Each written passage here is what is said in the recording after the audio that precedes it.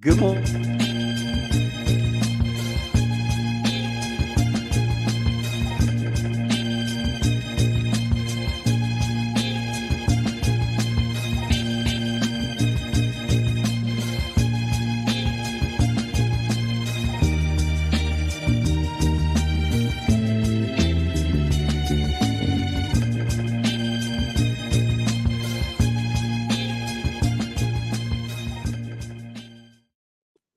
Good morning and welcome to the National Newspaper Publishers Association's Let It Be Known. Brace yourselves. A major winter storm is predicted to blast through just about the entire nation with snow and sleet in the South and Midwest and temperatures well below freezing in the Northeast. Also, for the first time in its 226-year history, New Orleans will have a Black woman police chief. And Master P and Romeo, what is really going on there? But first, let's bring on Nakia Cooper from the Bayou Beat, and of course, the one and only Oshia Boy. What's going on, ladies? Good morning, Hello, P. good morning. Good morning. Good morning. Well, first up, though, efforts are being, speaking of the cold, efforts are being ramped up across the country to combat homelessness. New York and Los Angeles and Chicago, the major cities have major homelessness, unhoused problem. Um, the president, he announced a big thing this week where he wants the federal government agencies to tackle homelessness to the point where they will cut it 25% in 2 years. In New York, Mayor Eric Adams he wants to put those who demonstrate some sort of mental illness that lives on the street into hospitals and other places. The homeless problem it's been this just that, right? A problem forever, and now it's like getting so much worse. Oshia, what can be done about it?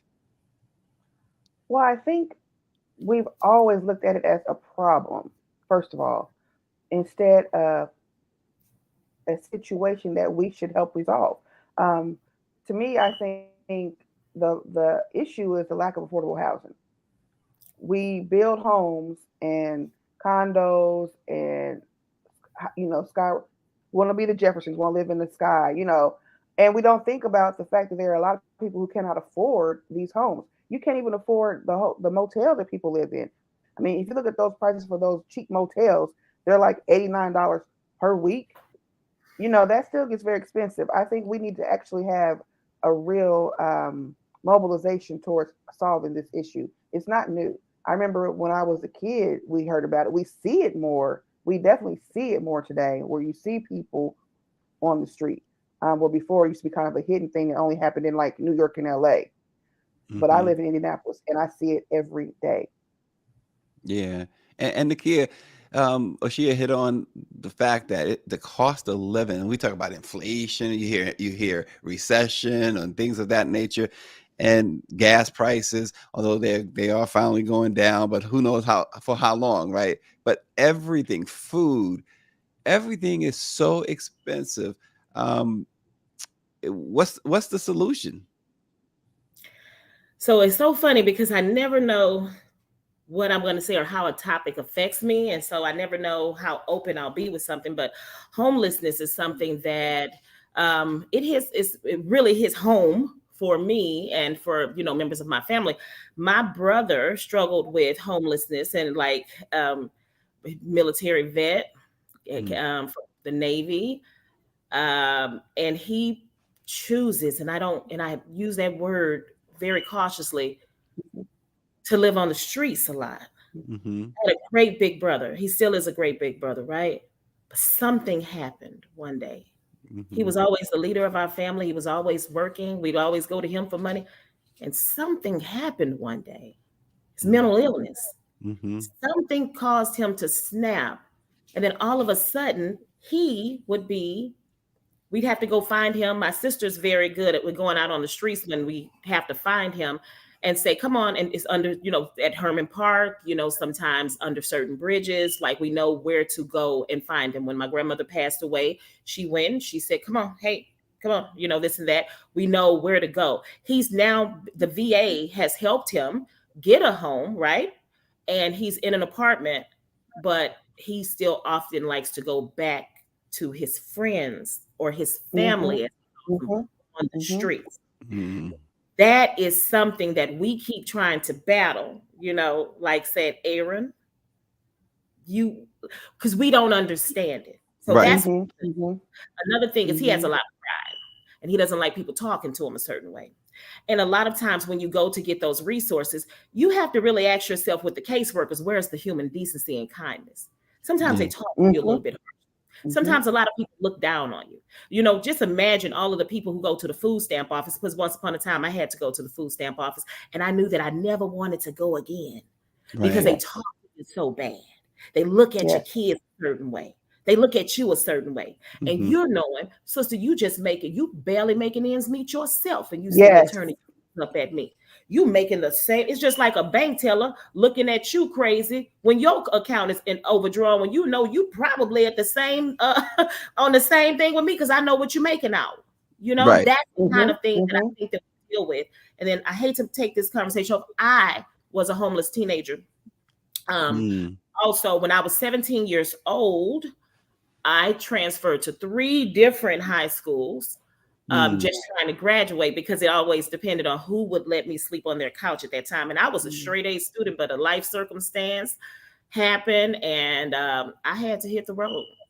And Mm. it was tough being out there and sleeping in different motels, trying to find a friendly face of someone who might let you sleep on their couch, even if you don't know them. Mm. Wow. It's Yeah. mm, Wow. Nakia, so uh, you made a point about mental illness. You made a point about you said something that's I thought interesting. Trying to graduate. You're talking about high school at that time, right? A high school. teenager, right? Going to three different high schools. Um, there are so many young ones Mhm. that are unhoused. So many Mhm. young ones that live on the street as well. And I know that's a problem in New York, it's a problem in Los Angeles. In fact, Karen Bass, the new mayor of Los Angeles, mentioned that when she during her inauguration speech. She talked about how it affects so many people from a wide range. You think of military veterans like your brother, and you Mhm. wonder how does a government and people in general what's the first thing people say when they see a vet? Thank you for your service. Well, Yes. Yeah, that's lip service. cliche. Yeah, lip Yes. service. Yes. It's very much lip service. I've always wondered that.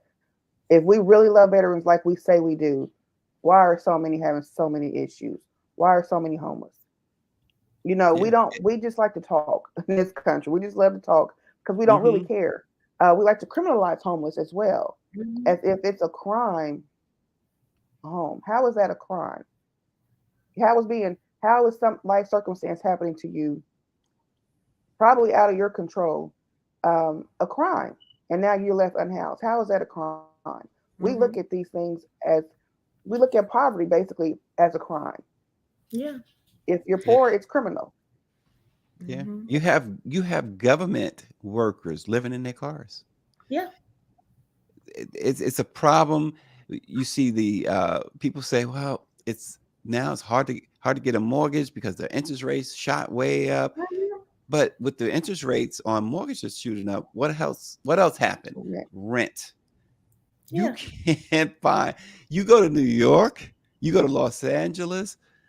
There's and if you're making, even there's a push for $15 an hour minimum wage. If you're making $15 an hour in New York or Los Angeles, I don't know where you're getting a place on $15 an hour. Mhm. They make it Right. so hard. I And, think another thing, and this is a plea to anyone who's out there because I've been that person. Stop being so quick to push your kids out at 17. Don't yes. be so quick. This makes me tear up. Don't be so quick to think that somebody can make it, or because he turned 18 and he graduated, he has to go out and go find a job and make his way. Parents, give your children more time. Give them more time to stay at home because they need to be at home. You can't figure it Mhm. out. Mhm. You can't figure it out there, no matter how proud you are or anything. It is tough. And I was homeless when the minimum wage was $4.25 an hour. And I remember a person at a daycare, a woman gave me a job, and she was, for $4.50 an hour. I Mhm. can tell you all right now, I was a straight A student, and then I became a high school dropout. I dropped out the last 3 months of high school because I couldn't make it anymore. Wow. I went Well, back and got it. I went back and got my degrees, right? I couldn't make it anymore. I was tired. I was tired of everybody. And somebody yeah. offered me a full-time job. And so I did it, and I ran and got my GED the very the same month because I needed to eat. Now I do have that master's degree. Now I do, am a manager at a newsroom, but I take these stories seriously. I did a story where Mhm. my sister, because my sister knows the streets because of the way we have to go track down my brother sometimes. A news station I was in, we went and got in a tent with somebody named Mario, and we showed that. And he invited Mayor Sylvester Turner. You come and you be here. You come and see this. And I got out there, and it was trash around there. It was mosquitoes. I mean, there was a lot of stuff. Mhm. People, please, if somebody comes to you and they need some help, you notice how we can have a big old house and stay there by ourselves because we don't want cousin Sue, cousin this, cousin that to come and live. And then if they do come Mhm. and live, you automatically say, well, you need to pay me X amount of dollars a month. They don't have it. Mhm. If they had Mhm. it, they wouldn't be there. Give them some kindness, give them some time because they don't have it. Don't make them feel bad. Don't make them feel bad about opening up the refrigerator. I went through this. I went through it. And I know we got to go to Mhm. another subject. But my thing is, anyone that ever comes to stay with me, I always say, oh, don't give me anything. Because guess what? If you give me something, you will never get out of here.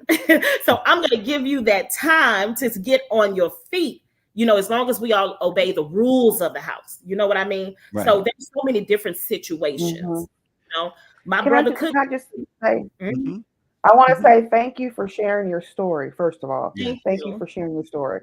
Um, yeah, I don't want to cry, but when you said stop pushing your children out at 17, 18, that really resonated with me because my sister and I have this conversation a lot about Yes. why do we think when a kid turns 18, high school graduate, you're grown now, you're on your own. Right. That was a long time ago, if ever. We And need to never give with our never kids with the boys. It take us forever to no. mature. We had to set our kids up for success, and that's not setting them up for success. That's setting them up to fail. That's setting them up to struggle, to keep that generational poverty. All these things, they're not grown. They still have to Mhm. figure it out. And what's wrong with giving your kid that cushion to figure it Oh, out? This idea. Thank you just for sharing. But we talk about this a lot, and just when my kid turned 18, they out the door. Why? Right. Why? why? Why? Yeah. My girls know that this house or whatever house I'm in is theirs forever. They can stay here till they 50. Yeah. Now I'm not going to go that far, Stacey. I'm just, I was gonna say the same Look, thing. that's just but me. if I told my daughter that, she'd just be like, "Okay, mom, I'm just never going to leave." Yeah, no, we still want to get our Stella Got a Groove back. I want the house to myself, but I just want you to go, preferably when you give me a bachelor's or a master's or whatever it is, a trade school, whatever you do, let me know and let me help you decorate the first apartment. Let me make sure that we, get these things together so that when you Help you leave, get on you your don't have feet. to come back. You know Yeah. what I mean? But Help you just get give on them your a safe yes, space. Well, Joni and help you King get on your writes in feet. that she writes in Joni writes in that some people are tired of their children due to lack of discipline. Discipline them, Well, that's the shoot. parents' fault. That's the parents' fault then. Well, but it's also this environment, right? You hit me, I'm calling the cops. Oh yeah. Mm-mm, mm-mm. Yeah, I don't know where that happens. I don't know where that Yeah. happens. Mm-mm, I mean, both of my mm-mm, kids, my son knew he could stay until he got settled. It took him a year after college, like many mhm, people. My daughter's mhm. in college now. She's home now, and I'm like, oh Lord, I've gotten used to not having you in this house. Um, but she knows this is her home. I'm not changing your room. I'm not getting rid of your stuff. You can come back and you can get on your feet. That's very important. If we want to set up our children for success and the next generation to have what we always talk about generational wealth, this is an easy starting point. This is an easy Yeah. starting point. Just Other briefly, races and cultures keep their children at home for very long times. Why do Black people? we Why? Well, what's wrong with us? right. And just real briefly, and this is going to go a little off topic, but along the same veins of keeping your kids at home or allowing them time and that discipline, more so to what Joni King is saying about that discipline. There was a story that broke yesterday. These 8 young, and they were Oh, girls oh, in get Toronto. You that. saw that story? Oh, 12 yes. years old. I think 3 of them were 12, 3 of them were 13, and a couple of them were 16. They got together. They didn't really know each other. They You know met each other. where? On social media. And they decided to do this thing called swarming, in which they got together, 8 of them, and It was decided to pick a random victim and stab the man to death. yeah, trying to get And his alcohol. right. And so it becomes that discipline part that Joni King wrote in about what's happening at home or what's not happening at home. Is it really social media? Because social media can be really dangerous, especially kids with these idle. If they're idle and they're just on that machine, on that phone, on that whatever, it could be a problem because they didn't I know each think other, but they social knew enough to get together to conspire to do something as brutal as that. I think social media has become a scapegoat, much like video Mhm. games, much like rap music. Everyone wants somebody to blame instead of looking And internally. What's going on in your home, what's going on with you as a parent.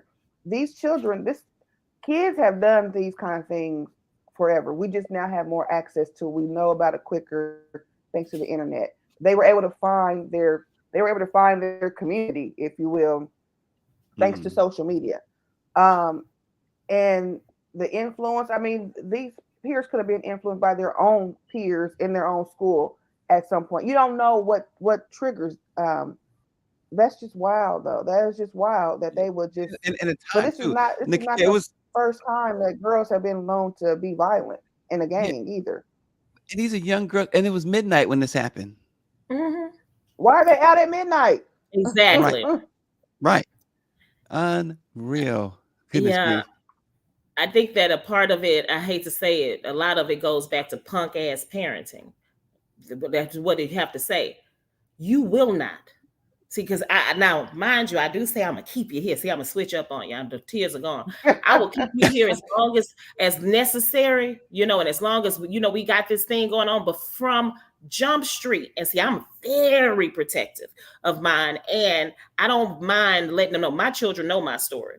Like, but I had to wait till it was a certain time, and then I hate to say this, it was like because now they are 16 and 18, and so my daughter has this little saying for me, and she'd be like, "Okay, Mama." She called me Trauma Mama, right? Because every time I tell her something, she'll say, "Mama, it's not like that, Mama." This, and I'd be like, "Did somebody do this and that? Did a man tickle you? Like if the nasty uncle that tickle you and he touching you somewhere else, we are gonna leave that alone." But I'm always the kind that's like, asking them the questions, making sure that I'm there. So a lot of people, it goes back when you have these children with this pack mentality all the times with those girls, and this the whole thing of gangs and all of that kind of stuff. A lot of times it starts right there early, and that those children develop a certain behavior. Before they're 5 years old, by the time they're 3 years old, it's a lot of the things Mhm, about we have to be held accountable for what we do as parents. And once mhm, we lose control, or once we see we're losing that grip, bring in someone else. When Mhm. mhm. my children's father died during the pandemic, and I knew I have this coming of age son. He's 16. She's 14 at the time. I don't know the world of sports. I got him, he's playing basketball. There's still so many things that I just was like, oh wow. He doesn't, there were so many things that I just felt like his daddy didn't get a chance to get to, maybe, or how was I going to carry the torch? You know what I did? I went to a village of black men. I'm telling you, Mm, we did when we were doing the therapy and stuff. I'm sorry. I'm one of those types of, hey, I'm sorry, sister, you look good and fine and all that, but you're a Mexican woman or a Hispanic woman. That's not what we need in our life. I need a black man.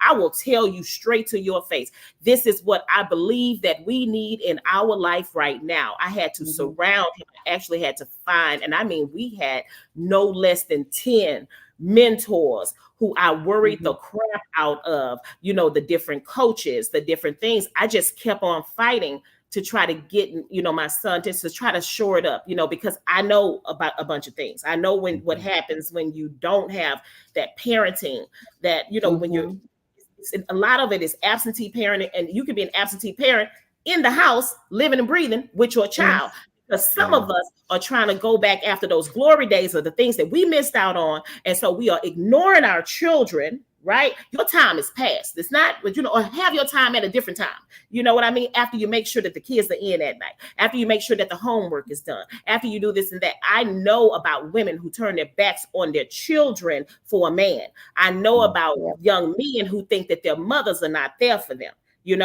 I mhm, know these things. It's yeah. real, but nobody wants to Mm-hmm. say it. Your Mm-hmm. girlfriends at the club, they will still have Thursday night happy hour after little Johnny goes to sleep and make sure his grades are right. And Mhm, don't be Mm-hmm. afraid to put your foot on their neck as they did back in the day. And I'm not saying it like that, but hey, my grandmother got a switch. yep. My grandmother got because I needed it sometimes. Yeah, Make me pick absolutely. out my switch. Now I know a lot of people don't believe in that, but guess what? You call the cops on grandmother, it was gonna be some. They want to get the switch too. That's right. Yeah. Look, y'all, this is an amazing conversation. I hate to even move on, but there Move. is it's gonna be cold. Tell me about how y'all handle the cold out there, because this major storm it seems like it's definitely gonna just it has already started. It's gonna hit everybody, and if it haven't hit you yet, you getting it. How y'all preparing, Yes. Oshia? Stay in the house. Stay in the house.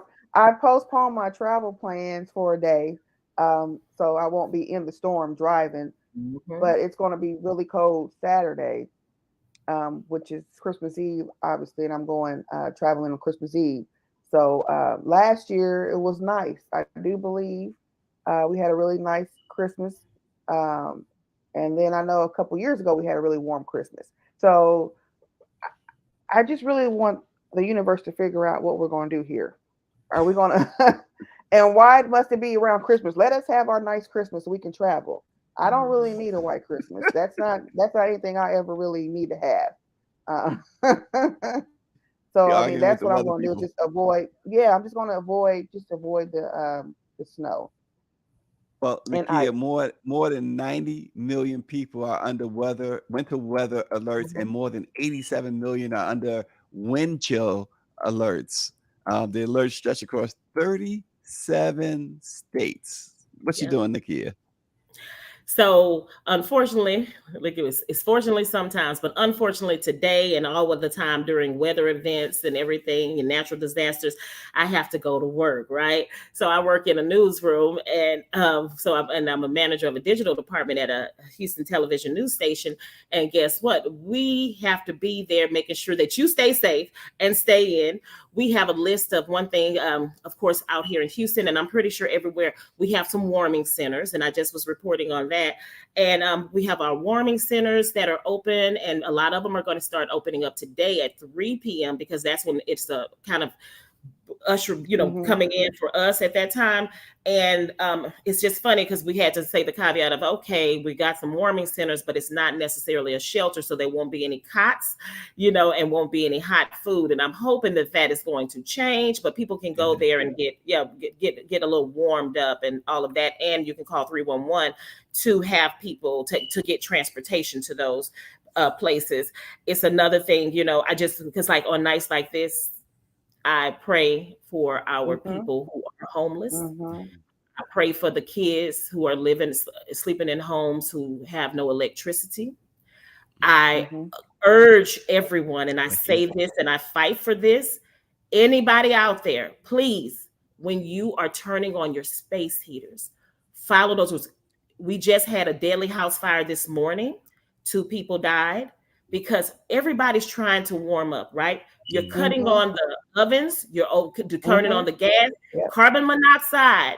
Carbon Mhm. monoxide, that's a danger. So even as we try to warm up, there are so many dangers out there. A lot of us have not tested those chimneys, when you're doing that. And it's all of these different hazards. Please call your authorities, call your fire departments, ask for tips before you even try to get warm. Like if you before you start doing those things. And it just shows the crisis that we have out here with people still living in the little row houses that are not central air and heating and all of those different things. Mhm. And it's one of those things. So what we're going to do out here for me, or what I do, is I pray a lot.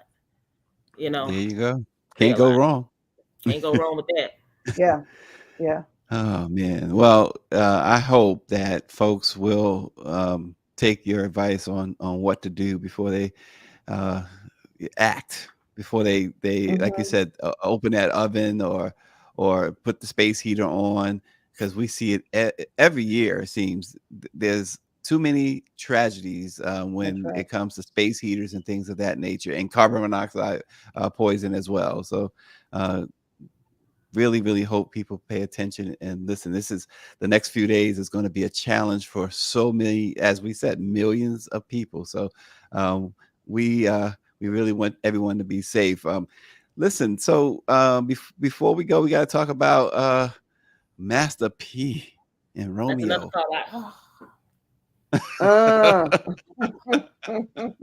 Uh. It's just so before I throw it to y'all, because y'all gonna make more sense than I do, like y'all always do. But as a father, and I have one son, you look at a situation like that, and it made me think of 50 Cent and his son, and Oh which gosh. again, I just think that was one of the most preposterous things I'd ever seen from a father's situation. Um, but this situation, Romeo saying, "Oh, he's not the man he portrays himself," and mom was right about you. He's tweeting this at his dad, or at least sending messages on social media at his dad, going at him like that. Um, it is so sad when you see a father and son like this, and I'll let y'all take it from there. And I who see the wants to black go women are first? speechless. Well, no, not speechless. I'm just I first of all, why is this on social media? Why are we Mhm. involved in this? Right. This is not our business. Dysfunction, as we can see, it doesn't matter how much money you have. Dysfunction is across the board because Mm, obviously they're dysfunctional. They are dysfunctional. To bring this to social media, are you trying to shame your dad, shame that's your right. son? Do you really want change? I mean, are you trying to really affect change here and you think this is the way to go about it? And if you think this is the Right. way to go about it, then that also tells me that you don't know how to communicate, that there's a breakdown in your relationship. And when you said 50 Cent, we talked about Kurt Franklin, Master P, we just have these examples of black men, father son relationships that seem to need repair. Um, so if we're seeing that these are just a microcosm of a situation, I think that happens with a lot of fathers and sons. How many Hmm. movies do we watch where the father and son don't connect? Their conversation is not loving, and the sons want love, and the dads can't express love because they weren't given love in the same way that the sons need love. This to me is just saying there's a bigger problem in our community that we need to address, and we need to address it from a way of not who's right or wrong, but how can we repair this relationship between father and son, because it's an important relationship. It's and it's just really sad to me to see this playing out socially, because now everybody's got their thoughts, everyone has their opinion, everyone thinks Hmm. they know. We don't know what the heck is going on. We don't know how much trauma Romeo may have had growing up. We don't know how much trauma Master P had growing up, Yeah. and if he passed that trauma down in the way he parented. So many Mm. times we parent with trauma, and we don't realize we parent with, and we don't realize that our kids need something different. I will say, sometimes I joke around like, okay, these kids today are soft. They just, Yeah. we sucked everything up and kept it moving. But was that healthy? And one of the things that kids today are very aware of is their mental health in a way that my generation never was. I know my parents' Right. generation was not. They're very aware of their mental health. And then he's had the death of his sister by suicide. So who knows what's going on there? And he may blame his dad for not caring. I don't know. It's just a mess. Just I'm just Yeah. tired. Yeah. And I and think Nakia Bio Beat wrote about this. There was you yeah. guys had a great column about this. Thank you. I my first say my first sentence is how dare he? How dare you, Lil Romeo, because you're still acting like Lil Romeo, right? What your daddy named you when he brought you into this limelight, of which you are thrusting your father in a negative way. Master P. Now, I'm sorry. I come from the na na na na generation, and Master P can't do no wrong for me. Okay, Master P changed the game out here in the South and gave a lot of people a lot of opportunities, including his children. And Right. he took Romeo, Symphony, Tatiana, and all of them, and he made stars out of them. Right? He took them, as he say, famously out of the Calliope projects, and I believe that he already made it before they came along. But he changed generations, right? Regardless of what people did with a lot of people, from No Limits. Some people went to jail. Some people did a lot of things. But he's the reason. Your father is the reason you are on red carpet, sir. Your father is the reason that you are on Growing Up Hip Hop. Your father is the reason that you are an entertainer when he was trying to akin you to being the next Bow Wow, which you weren't at that time. So here you are coming out here talking about your father, about something. Your daddy is hurting just like you are over your sister's death. He is. What father wants to bury their child? What mother wants to bury a child? You have a family who is grieving and in need of counseling. But the thing that we're saying is, Romeo Miller, you are not a child anymore. You are a 30-something-year-old man, and your communication skills need to be better than that. Just as your father said, you are now a father. Put yourself in your father's shoes. And then he's telling people, well, I didn't keep all of my checks from Romeo, that I made as little Romeo, and my daddy used some stuff to pay off taxes. Well, guess what? It's called families chipping in together, because I bet you've never seen a hungry day. And like they say, the parent takes care of the child, and then later on the child takes care of the parent. Now Master P doesn't need him to take care of him at this time. This is an entrepreneur who's going to keep on doing amazing things, but it's called giving back. You talking about taxes and everything. You have an amazing man. I don't know him personally. Don't you would think I knew Master P. Master P, Yeah. holla at me one day. Holla at Miss Nakia Cooper, but still, no, give us an interview. But my thing is this. I just know that a man fought hard, and whether or not he made mistakes along the way, because we all do, is social media the place to bring your father down? Instead of saying, coming to him, we need to talk about some things, right? Because what you did is make a lot of people who once upon a time I thought you were the cutest thing ever, and now I despise Lil Romeo for what he did to his dad. And now a family that still, you're hurting, but you're like they say, now you're going into embarrassing your family, Yeah. and we recognize mental health, we recognize mental illness, and we do. I know grief more than I want to know grief at this time, but I will be DAMNED if my children think they are going to call me out on social media after all But you of know the what? This is not. It's not heartburn. just a celebrity thing. It's not. People Yeah, use social media to air their parents out on a it's regular called basis thumb or thugging. their personal Thumb business. thugging. I seen. I saw a friend of mine. His child aired him out, and I just couldn't believe it. That is personal. That is private. It's like you're trying to shame the parent. And what it boils down to a lot of times is that the parents have a facade, and the kids want to destroy that facade. And I'm a child of trauma. I have a parent who's filled my life with trauma. So I get the kid side, but there's also a respect thing Mhm. that you don't air this publicly. Now, Romeo may not be able to talk to his dad, as you were suggesting. They may not be able to have a conversation because we don't know how their dynamic is. Because I know how mine is with my parent that I can't talk to. But I'm not airing my stuff out on social That's right. You media. can go to a And therapist. I think it's generation, it's the age thing. I think they just think of social media as, oh, I'm just gonna get up here and type these words out. They have repercussions and consequences. And it's once it's out there, it's out there. It's never gone. It's never gone. You can delete it all you want. Somebody took a screenshot of it. It's gonna come back 50 years from now. It's gonna haunt you, Yeah. like you said. He's a parent too.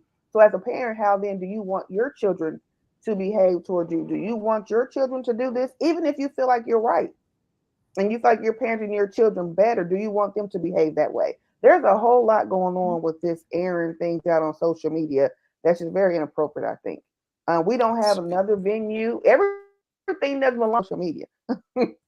Everything does not belong out there in the public. No, it does not. And Greer reminds us that, remember that Master P said, "Who's going to take care of the family if you destroy me?" That's a Mm-hmm. very powerful statement, because who is going to take care of him? And so, like you said, it should be a one-to-one conversation, a family meeting type situation that's in private, not on social media. Mm-hmm. So, Mm-hmm. well, listen, I guess there's probably more to come on that.